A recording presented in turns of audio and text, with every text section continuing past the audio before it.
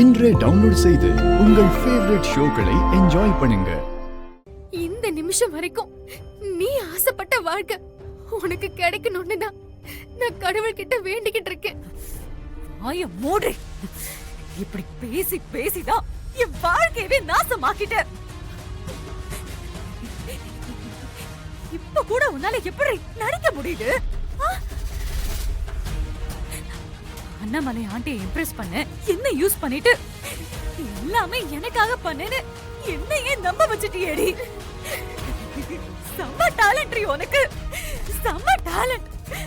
ஐயோ அக்கா, சத்தியமா உன் ஆசைய எப்படியாவது நிறைவேற்றணும். நீ சந்தோஷமா வாழணும்னு தான் நான் எல்லாமே பண்ணேன். என்ன நம்பக்கா. ஓ அப்படியா?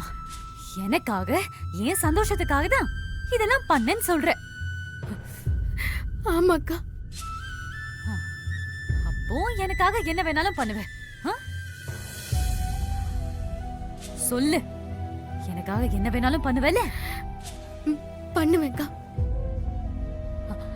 சரி, அண்ணாமலை ஆண்டிக்கு கால் பண்ணி எனக்கு இந்த கல்யாணத்துல விருப்பம் இல்ல, உங்க வீட்டுக்கு மருமகளா வர துளி அளவு கூட ஆசை இல்ல அப்படின்னு சொல்லு.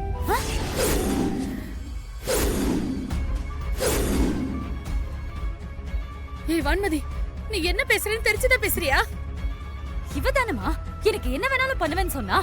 இவ விருப்பம் இல்லைன்னு சொல்லிட்டா என்ன உங்க மருமகளா ஏத்துப்பாங்க. அப்போ நீங்களே இவ்வளவு சொல்லுங்க. வெண்ணிலா விருப்பம் இல்லைன்னு சொன்னா மட்டும் அவங்க உன்னை ஏத்துப்பாங்கன்னு எப்படிமா உறுதியா சொல்றது? கண்டிப்பா ஏத்துப்பாங்கம்மா. அவங்க என்ன பிடிக்கலன்னு சொல்லலையே, இவள பிடிச்சிருக்குன்னு சொன்னாங்க, அவ்வளவுதான். இவ கல்யாணத்துக்கு ஒத்துக்கலனா என்ன பத்தி யோசிப்பாங்களே.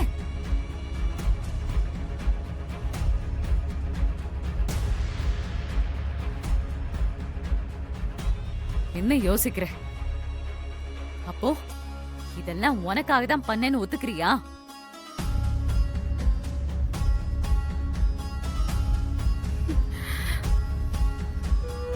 இப்போ என்னக்கா,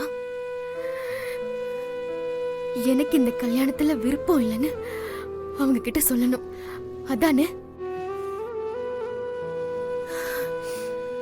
சரிக்கா, நான் சொல்றேன். வெண்ணிலா, இல்லப்பா,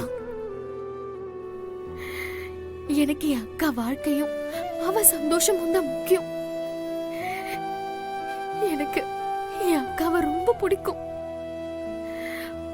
அவ ஆசைக்கு நான் குறுக்க நிக்க மாட்டேன்.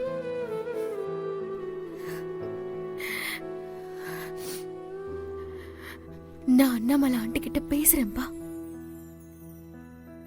நிஜமாதானே சொல்ற? நாளைக்கு காலையில போய் சொல்லிடுவேன்க்கா. சூப்பர்.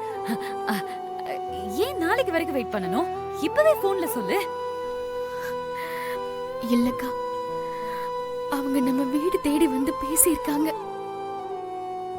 நானும் காலையில விடிஞ்சதும் நேர்லயே போய் சொல்லிடுவேன்.